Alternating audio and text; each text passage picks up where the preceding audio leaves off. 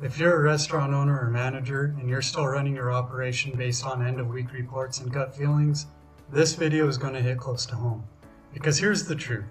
In 2026, the operators who are winning aren't necessarily working harder than you, they're working with better information faster. And they're acting on it in real time, not 3 days later when the damage is already done. Today, I'm breaking down 7 ways real-time restaurant analytics can protect your margins, cut your costs, and put you firmly back in control of your operation. These are practical, actionable strategies, no fluff, no theory. Let's get into it.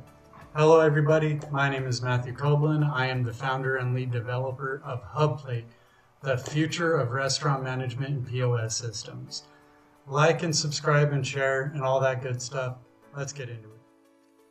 Point number 1, stop managing yesterday's numbers. The biggest mistake I see operators make is running their business on lagging data. End-of-day reports tell you what happened. Real-time analytics tells you what's happening right now, so you can actually do something about it. Think about what that changes. A kitchen bottleneck shows up on a heat map before tickets pile up and food quality drops. A bar item moving faster than expected gets flagged before you run out mid-service. A server section running slow on a Tuesday night is visible before the guest leaves unhappy and doesn't come back.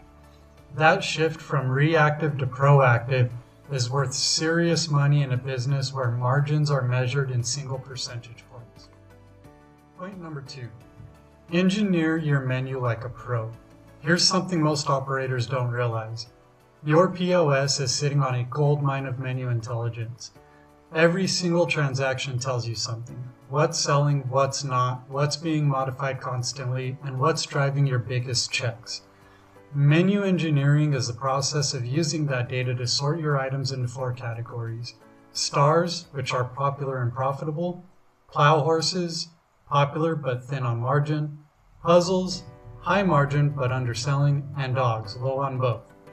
Once you know where everything sits, the decisions are obvious. Stars get prime menu placement.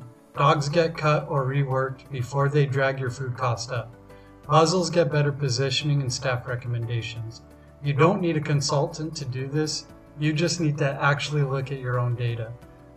Go check out our video on menu pricing on our YouTube channel for more information. Point number 3, connect your inventory to your sales. This is where most operators leave the most money on the table, and I mean that literally. When your inventory data connects directly to your sales mix, you can calculate your theoretical food cost, what your food cost should be based on what you sold, and compare it against your actual food cost based on what you purchased and what's left on the shelf. The gap between these two numbers is called variance, and variance is where waste lives. Portioning errors live there. Theft lives there too. Recovering just 2 to 3 percentage points of food cost variance can mean tens of thousands of dollars per year for a mid-volume restaurant. That's not a small win. That could be the difference between a profitable year and a break-even one. Point number 4, build schedules from data, not habit. Be honest. How do you currently build your schedule? If you're like most operators, it looks a lot like last week's schedule. Same crew, same shifts, roughly the same hours, because that's what you've always done. But data-driven scheduling means building from your actual sales forecasts, your bookings, your historical performance broken down by day part, meaning breakfast, lunch, dinner, and late night tracked separately, not just lumped into one daily total. When you schedule from data, you know your revenue per labor hour. You catch overtime trends before payroll runs. You staff with precision instead of assumption. Operators who make this shift typically reduce labor costs by 2 to 5 percentage points without any drop in service quality. On a $2 million revenue operation, that's up to $100,000 a year. That number is worth paying attention to.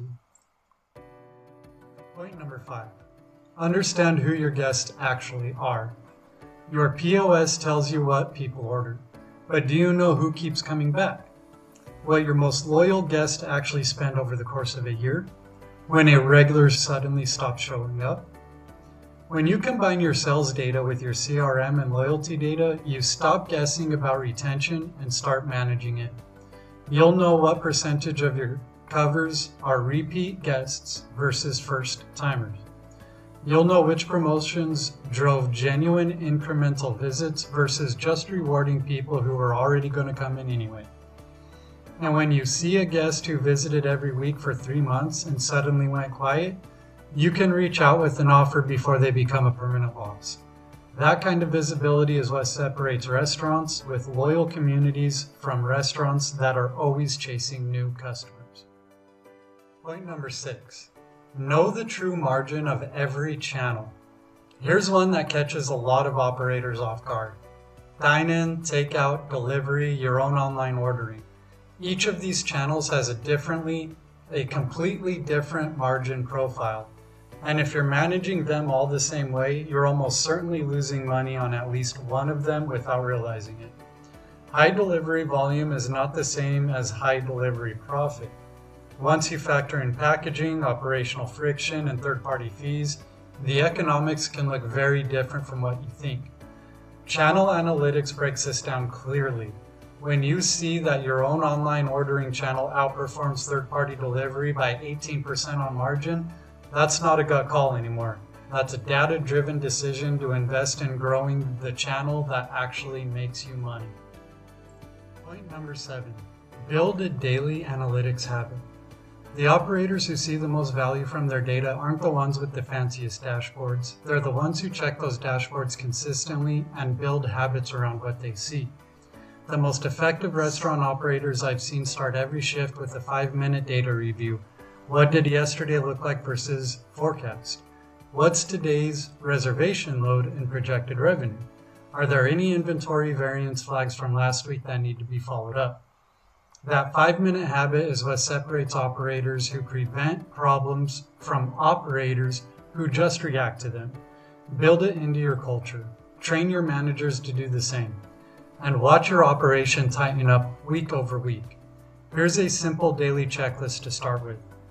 Yesterday's actual sales versus forecast, top and bottom performing menu items over the last 7 days, food cost variance, is it within your acceptable range, labor efficiency by day part, any guest retention or loyalty metrics worth noting. 5 minutes every shift, that's it. So there you have it. 7 ways real-time analytics can transform how you run your restaurant in 2026. From menu engineering and inventory variance to data-driven scheduling, guest retention, and channel profitability. These aren't theory, these are the habits and systems that the most profitable operators are building right now. If you want to see all of this in action in one platform, everything from live sales dashboards to inventory tracking to loyalty analytics, head over to HubPlate.app and take a look at what's possible. The link is in the description. If this video was helpful, hit the like button, comment, share, subscribe. Drop a comment with one metric you wish you had better visibility into right now. I would genuinely love to know.